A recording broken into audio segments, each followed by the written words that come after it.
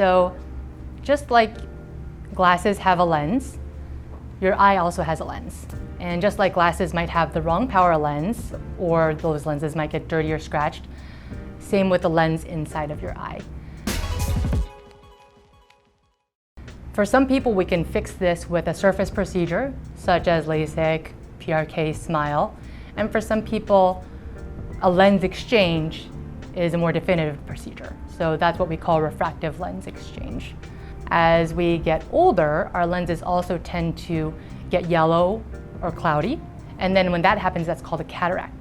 Also, before that happens, your lens also loses its ability to be flexible.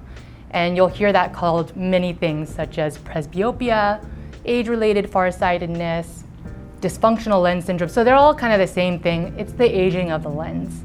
What we can do is we can actually switch out the lens as well for those things. So whether that's called refractive lens exchange, cataract surgery, clear lens extraction, we like to have lots of names for these things. It's the same thing. We're giving you a new lens that can correct your prescription and also can potentially give you your reading back as well.